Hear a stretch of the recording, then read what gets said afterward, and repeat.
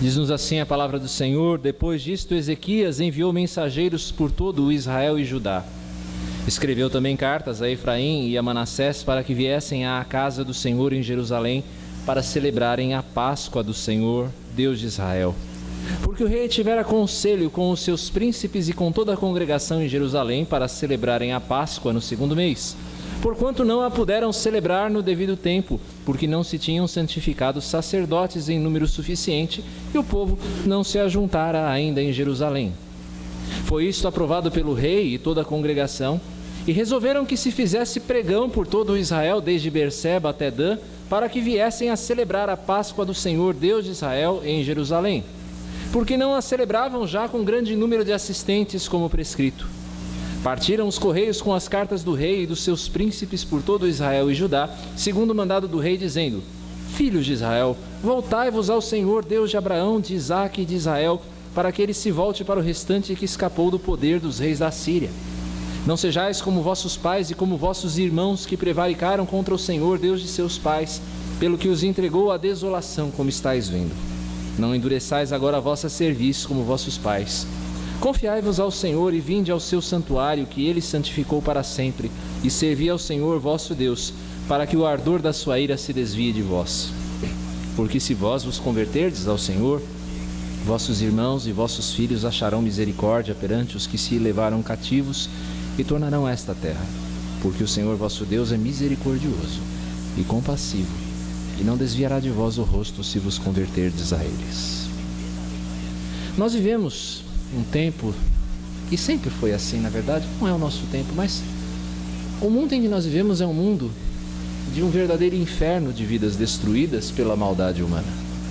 Você vê os frutos da maldade, os frutos da rebelião, do pecado humano em todos os lugares que você vai.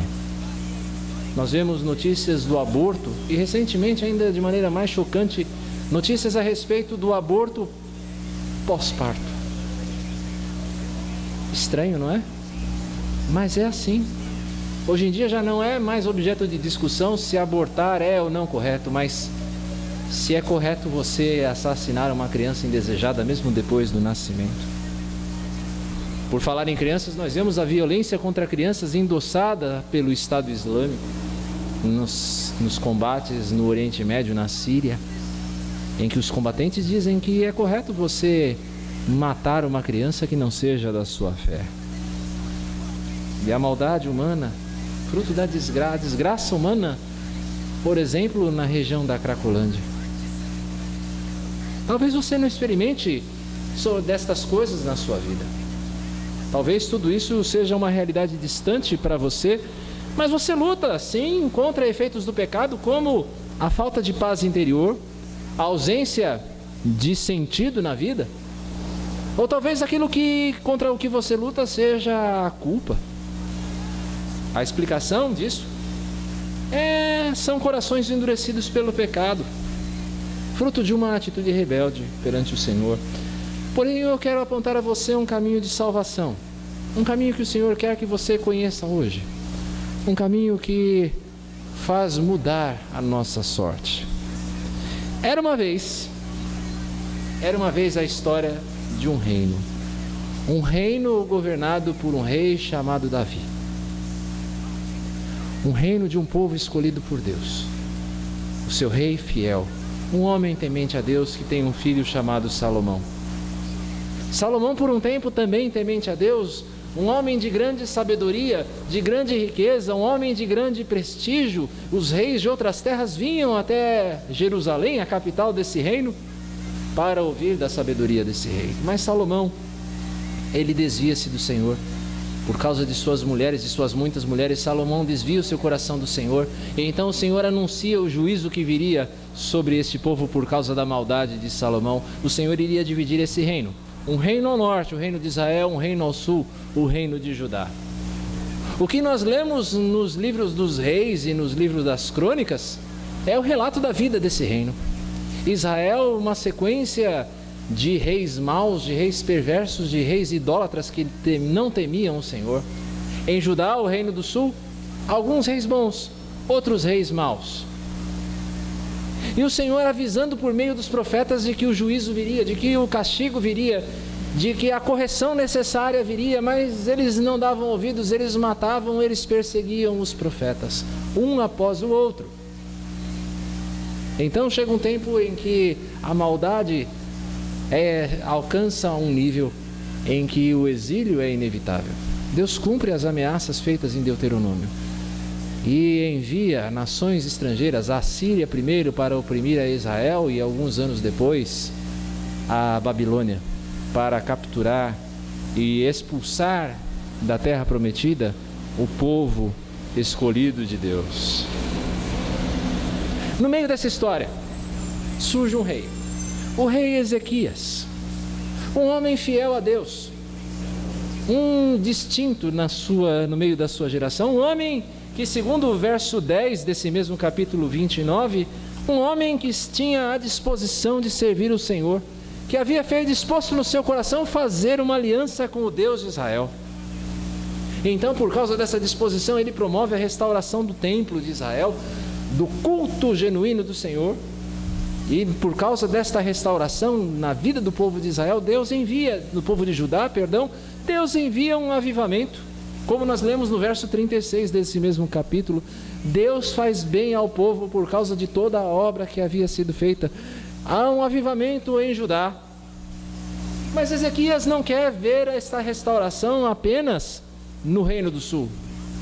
Não apenas no Reino de Judá, mas ele quer ver o Senhor sendo exaltado em todo o Israel. Então, Ezequias despacha mensageiros com convites para que todo Israel celebre a Páscoa, mesmo que isto fosse feito fora de tempo. A Páscoa geralmente acontecia no primeiro mês do ano para os judeus. No entanto, como nós lemos no verso 3, não tinha havido tempo para que os povos, as pessoas dos reinos, se reunissem em Jerusalém. Havia então uma previsão legal lá em Moisés, na lei de Moisés, de que a Páscoa fosse celebrada mesmo que fora de tempo. Nós não conseguimos talvez captar a grandeza disso, porque nós estamos muito distanciados do tempo. Na verdade, não se celebrava ou não se tentava celebrar uma Páscoa desta dimensão há pelo menos 200 anos. 200 anos que não se celebrava esta ordenança do Senhor com todo o povo de Israel reunido, como era o determinado pela lei de Moisés. Ele então envia convites para todo Israel, do sul até o norte. É isto que quer dizer de Berseba até Dan, do sul, o extremo sul do reino da terra prometida, até o norte. É um convite à unidade do povo de Deus, um convite ao retorno ao pacto, ao que o povo voltasse ao relacionamento pactual com o Senhor. Ezequias é aqui então um tipo de Cristo. Cristo também faz a mesma coisa conosco. Ele é aquele que chama o povo para si e chama o povo para o arrependimento. E é por isso que eu escolhi nesta noite, já que estamos falando de convite, uma sigla que talvez você não conheça, mas eu vou explicar. RSVP. Eu vou arriscar o meu francês aqui. Responder s'il vous plaît. Quando se coloca essas letrinhas num envelope, o que se quer dizer é, por favor, responda se o convite te agrada. Se o convite é bom a você, responda se você vai poder vir ou não. E a pergunta para mim e para você é justamente responder s'il vous plaît. Como é que você vai responder a este convite que o Senhor faz a você por meio da sua palavra nesta noite? Como é que nós podemos responder adequadamente ao convite da graça? E essa resposta tem que ser dada, a meu ver, à luz desse texto, de 3 maneiras. Primeiro, de uma nova maneira, de algo como algo absolutamente novo. Segundo, como em submissão ao Senhor. Em terceiro, em serviço a Ele. Vamos ver primeiro, respondendo de uma nova maneira a esse convite da graça. Responda o convite da graça de uma nova maneira. O texto fala: não sejam como vossos pais. Não sejam como vossos pais, o convite que está no nosso texto. Isso porque a história de Israel é uma história de dureza de coração, uma história de indisposição quanto a Deus, de um povo que não dobrava o seu pescoço, não dobrava a sua cerviz diante da majestade do Senhor. Irmãos, Deus forma para si um povo diferenciado. Deus escolhe para si um povo diferenciado dentre todas as nações. Um povo que nade contra a cultura. O povo de Deus tem que ser assim.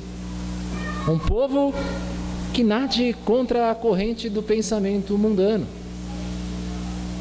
Se nós olharmos a nossa cultura, nós temos de reconhecer que tudo parece tão igual. Tudo parece tão igual. Parece que esta igualdade, esta uniformidade vem nas coisas que nós consumimos. Todos nós queremos as mesmas coisas, nós consumimos as mesmas coisas, os mesmos produtos, nós temos os mesmos objetos de desejo. E isso vai até a mente coletiva, a maneira como nós pensamos. E às vezes nós nem percebemos que as ideias que nós defendemos e acreditamos não são ideias necessariamente nossas. É como se nós tivéssemos uma mentalidade de manada. Como se nós todos fôssemos um rebanho de boizinhos que vamos todos numa mesma direção. E a graça nos convida a viver de uma maneira diferente. Aliás, em Cristo nós temos uma perspectiva não apenas do diferente, mas a perspectiva que Cristo nos dá é uma perspectiva do absolutamente novo, de algo que nos leva muito além do que nós mesmos podemos imaginar. Como nós vemos em 2 Coríntios 5:17, em Cristo todas as coisas se fizeram novas. Todas as coisas se fazem novas em Cristo. Irmãos, em Cristo eu e você experimentamos uma novidade de vida. E a novidade de vida que eu e você experimentamos em Cristo nos traz paz. Nos traz a certeza de um amor que de maneira nenhuma nós podemos experimentar se estivermos separados dele. É algo novo que Cristo nos traz. Nós olhamos para o texto e é como se as cartas de Ezequias dissessem: os seus pais pecaram, seus pais tiveram corações endurecidos, e deu no que deu. Vejam qual foi o resultado. Vocês, Israel, vocês, Reino do Norte, vocês ficaram com o coração duro e foram levados cativos. Seus pais, seus irmãos, seus filhos foram levados para outras terras e vocês foram destruídos.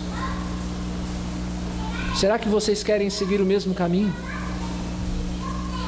Porque se nós escolhemos seguir o mesmo caminho desse mundo, meus irmãos, se nós escolhemos viver da mesma maneira como as pessoas desse mundo vivem, certamente nós experimentaremos também os mesmos resultados que eles experimentarão. Na vida, você tem a oportunidade de experimentar algo absolutamente novo da parte de Deus. Absolutamente novo da parte do Senhor, se você responder positivamente ao convite da graça. A opção é você fazer o que todo mundo faz. Novidade de vida, ou aquilo que os nossos pais fizeram. E o convite da graça é para que nós respondamos de uma maneira nova.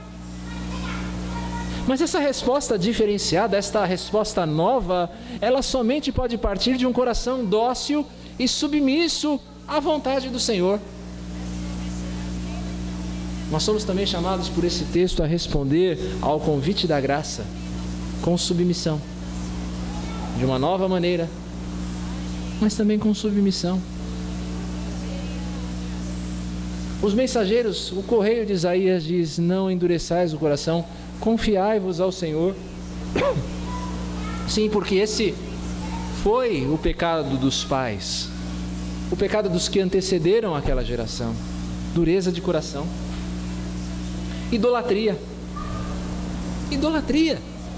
buscar outros deuses, uma noção de autossuficiência, de que eles não precisavam de Deus e nem de ninguém, rebelião contra a vontade de Deus.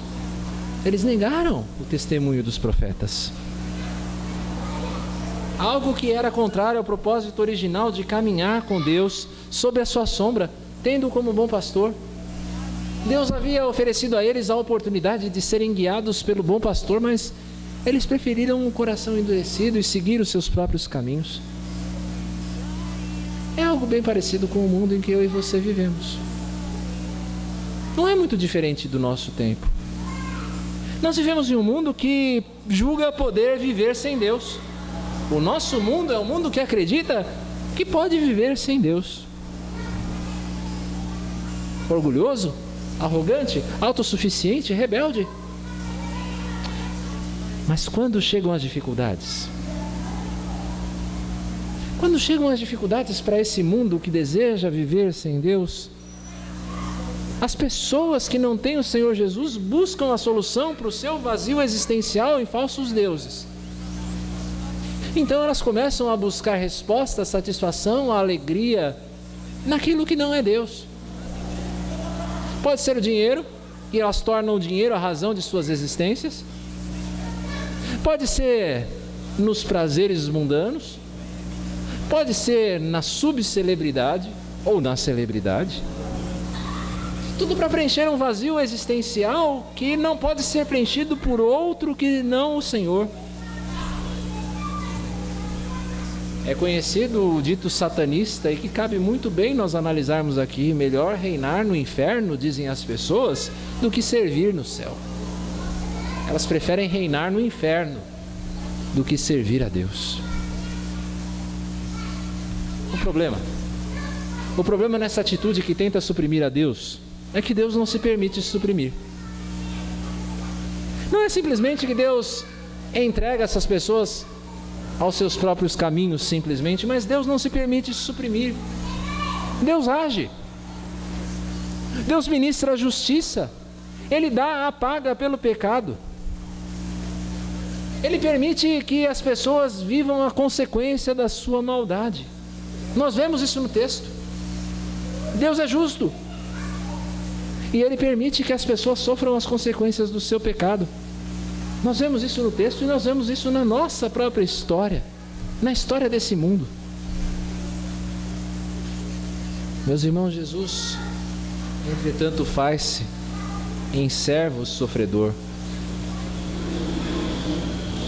Se nós queremos aprender o que é esta disposição submissa, nós temos de olhar para Cristo.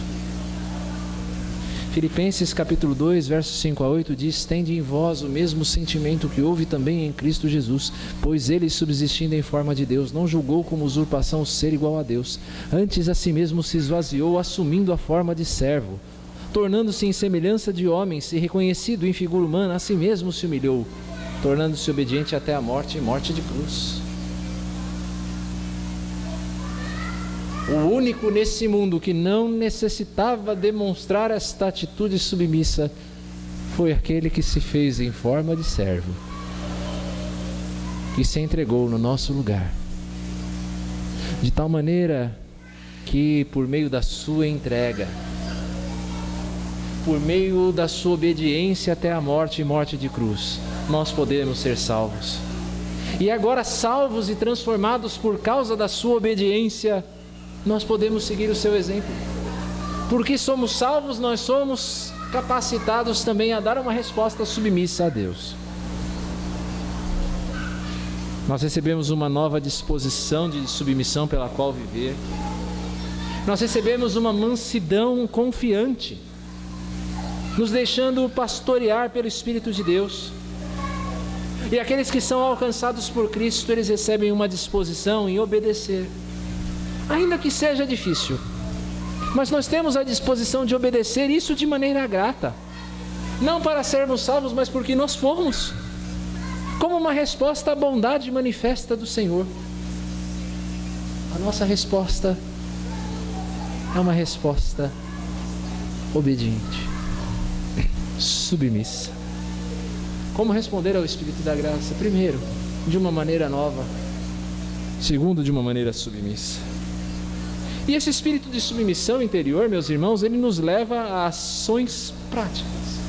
Não é simplesmente uma disposição de coração, mas uma atitude prática. Diz o texto: vinde ao seu santuário, servi ao Senhor.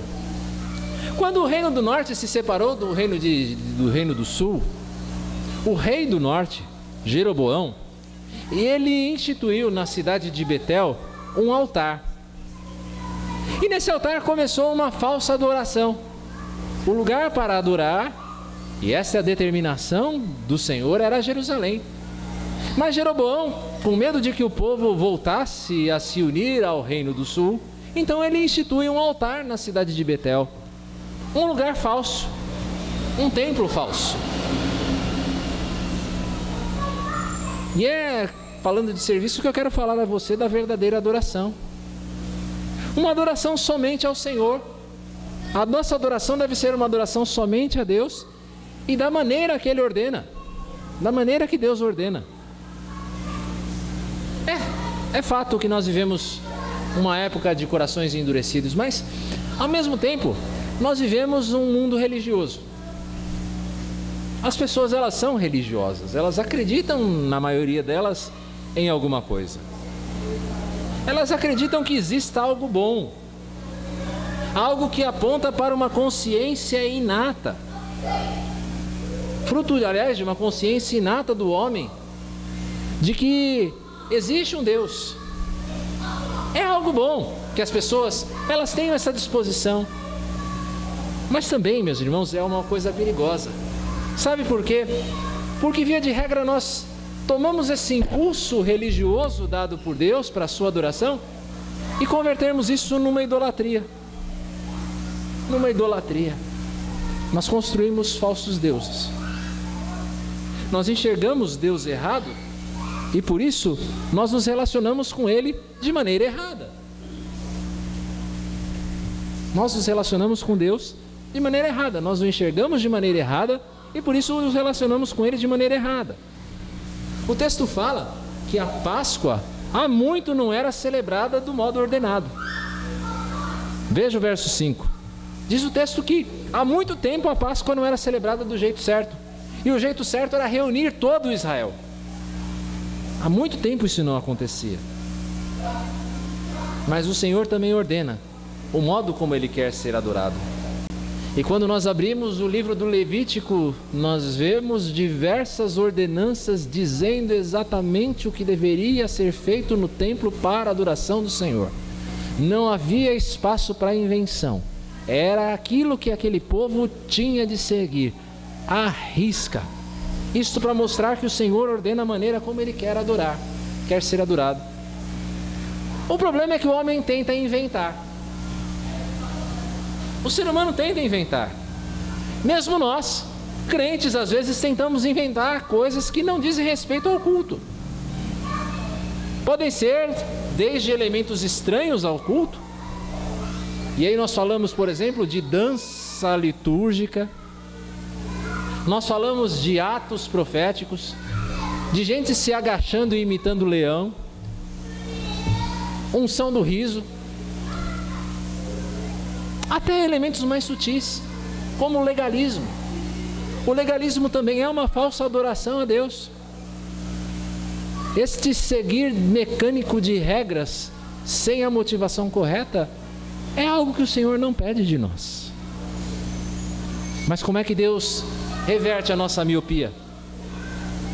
Primeiro, Ele reverte a nossa miopia por meio da lei, como nós lemos lá em Hebreus capítulo 1, verso 3. Primeiro, Deus, Ele nos fala pela sua lei e por fim Ele nos fala por meio de Jesus Cristo. Por meio de Jesus. Então, olhando para a lei, olhando para Jesus Cristo, nós sabemos como Deus é de fato. Em Cristo, meus irmãos, nós aprendemos como o Pai quer ser adorado. Como é que o Pai quer ser servido? O Pai quer ser servido em espírito e em verdade. Ele é espírito e deseja que nós o adoremos em espírito e em verdade, com sinceridade de coração, segundo a sua palavra. O Pai deseja que nós o adoremos pela obediência aos mandamentos. Aquele que tem os meus mandamentos e os guarda, esse é o que me ama. Não existe adoração verdadeira a Deus sem obediência aos mandamentos. Em Cristo nós aprendemos que a adoração ao Pai deve ser feita em serviço sacrificial ao próximo. O rei, Mateus 25:40, o rei, que aqui é o Senhor Jesus, respondendo lhes dirá: em verdade vos afirmo que sempre que o fizestes o bem a um destes meus pequeninos irmãos, a mim o fizeste. Quando nós servimos ao nosso próximo, nós também estamos adorando a Deus.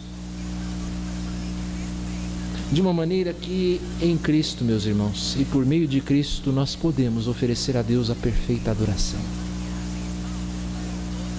Em Cristo, por meio de Cristo, nós oferecemos a Deus a adoração perfeita.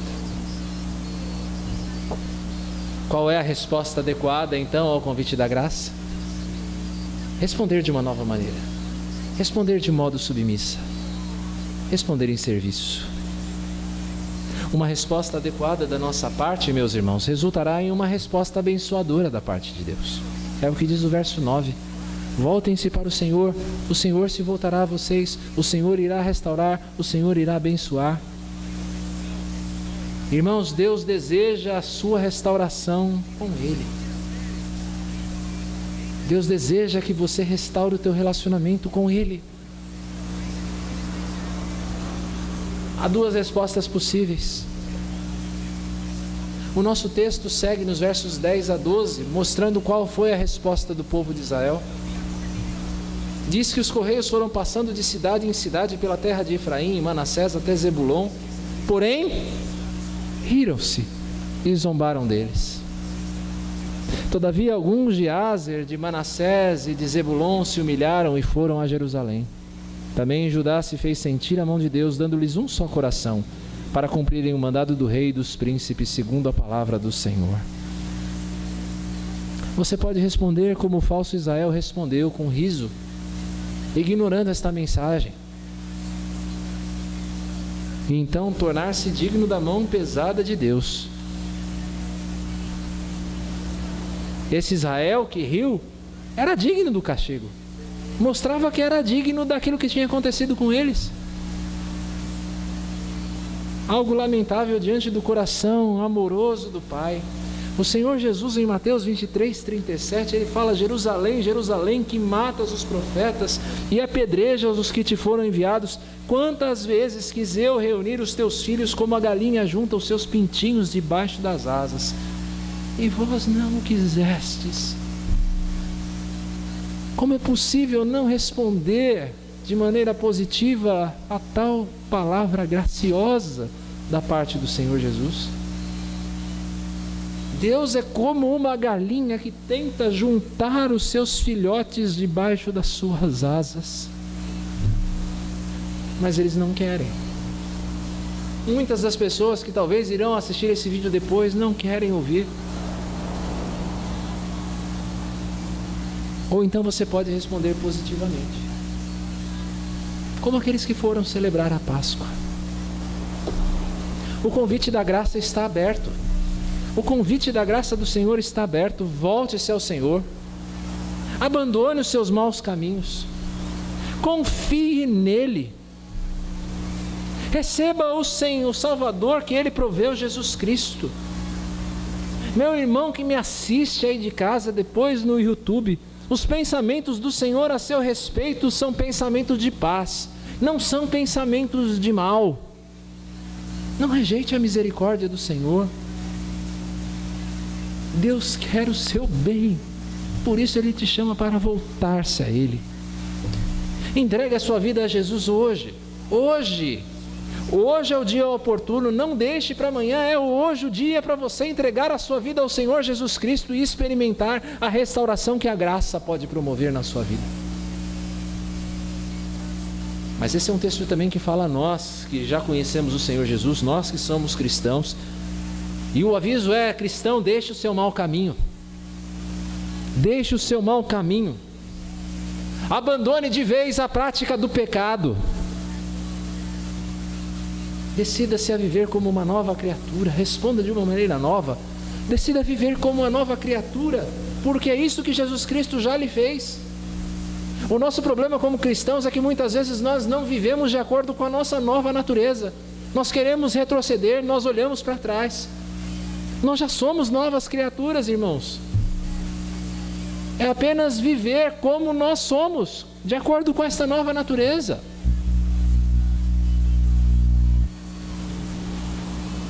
O texto fala de mensageiros que levaram esta boa notícia, este chamado, este convite ao arrependimento e à graça. Pois bem, que tal tornar-se no mensageiro? Seja um mensageiro. O desejo do Senhor, meus irmãos, é que o que Ele tem promovido aqui dentro da igreja seja experimentado também pelos de fora. Nós temos dito isso. Nós lemos durante a nossa liturgia que nós sabemos que a misericórdia do Senhor dura para sempre, de que no Senhor há caminhos de vida, que o Senhor nos leva a andar na terra dos viventes. Deus deseja que aquilo que nós temos experimentado aqui dentro seja vivido pelas pessoas lá de fora. É por isso que, da mesma maneira como Ezequias constituiu mensageiros para levar esta mensagem ao Israel rebelde, Jesus Cristo também nos constitui como mensageiros, quando Ele diz: ide, pregai o Evangelho a toda criatura. Nós também somos constituídos em mensageiros. Somos nós que levamos esse convite da graça a outras pessoas. A mensagem ainda é a mesma, a mensagem que eu e você temos de pregar ainda é a mesma. Volte-se para o Senhor e o Senhor se voltará para você. Anuncie esta mensagem. Irmãos, que o Senhor nos abençoe. Que Deus nos abençoe a responder sempre de maneira positiva ao convite da sua graça. Que Ele assim nos abençoe. Amém.